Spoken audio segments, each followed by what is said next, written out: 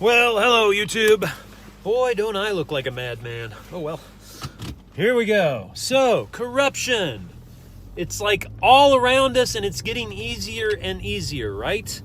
With the ways you can use algorithms and machine learning and all kinds of things to produce reams of information to just flood whatever market you're targeting with in order to guide the narrative any direction you want. I was just listening to Ian McGilchrist's new book, and chapter 13, just number 12, crushes our assumptions about science, and number 13 crushes our assumptions of the reliability of the scientific mechanism as we know it. And it brings back memories of Brett Weinstein's story of the mice that are used to test medical samples on, and it turns out that those mice are all from the same lab, and so they are not a useful metric. So so many things are broken. And I was talking to a friend, and he's like, well, I mean, we'll just have to have an economic collapse or something like that, and then a new movement that can get its crap together can arise out of the ashes, and it's self-authoring, self-developing. I forget the correct term off the top of my head, and that's the way it's been throughout history. You have a collapse, and then you have a self-organizing movements that correct the problem. Okay, yeah, but how many people die? And what if we can't get this crazy thing that is our economic stronghold, like all the dimensions that are our society, that make society great, setting aside the fact that it's also ruining us and ruining our world. But there are so many good things that we want to save. Do we really want to wait for it to be collapsed and to possibly not get back going again?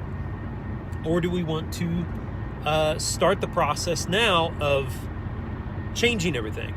And above all, let me give you this little nugget of bromide wisdom.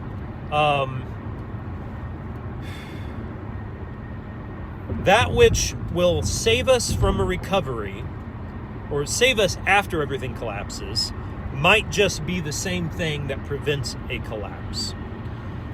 And so what I and several others, I hope I am working with, and hopefully more and more people, want to suggest the construction of a virally transmittable pattern of wisdom, independence, and problem solving, of self-actualization, if you will, and the capacity of getting people of many religions, many backgrounds, many social orders, all aiming at the good, aiming at a good that is definable by two parameters. One, the commons, which is defined explicitly and only as that which a group discovers is common, and only that. Nothing personal, nothing that is not common gets snuck in. So you have the sacred commons. Then the second parameter is the personal, the sacred personal, meaning that as a person develops that which seems to be aiming them at the good, that is their personal sphere of sacred. Doesn't matter if it seems like complete insanity to someone else, except in the sense that they bring that to the commons and they get feedback, and they find other people that are willing to test it, to actually take it on and test it and use it, not just look at the surface and go, this looks like craziness. No, we've got to go beyond that. We've got to be able to take each other seriously long enough to learn from each other's experiences and the hard work people have put into it. And granted, you're going to get people who are dishonest and who are not trustworthy in their efforts. But this is where the third dimension of all this comes into play, which is organize society around very small groups, 3 to 5 people, who are working deeply with each other on the common goal of self-improvement and whatever individual projects each one has, whether it's how to make the perfect birthday cake or whether it's how to solve the systemic issues of our culture. So as you get small groups that are knit together tightly, and as individuals from those groups connect with other small groups tightly, then you create a web. And then these webs can also be organized around guilds that are trying to answer the same question.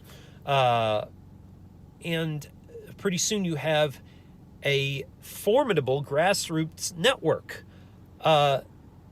If so long as they have certain assumptive principles, certain principles that they are founded on, such as I'm not prepared to do this part of this talk. Listening and taking each other seriously, understanding logic, but also understanding how wisdom patterns work, how they function. Aiming at the commons and absorbing it. A principle of absorption, meaning you do your best to absorb things within your guild and within your small groups. There could be more, but those are some very important ones, I think. Having methodologies that test, not just scientifically, but in a way that is livable, because you can't reduce everything into a thing that is testable within in a laboratory. You have to be able to test things by, okay, how do we use them in real life? Can we live by this principle? Can we do life together with others with this principle? Does it help us form a better community, or does it bring trouble with it?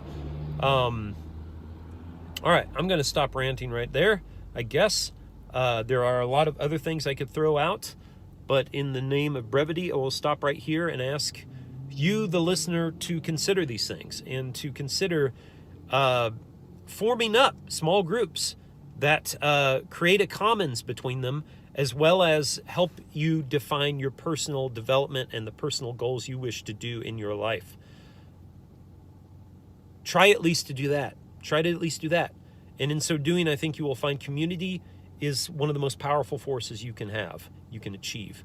There are a lot of other principles. Humility is a fantastic one. The idea that I could be wrong. This is mathematically provable.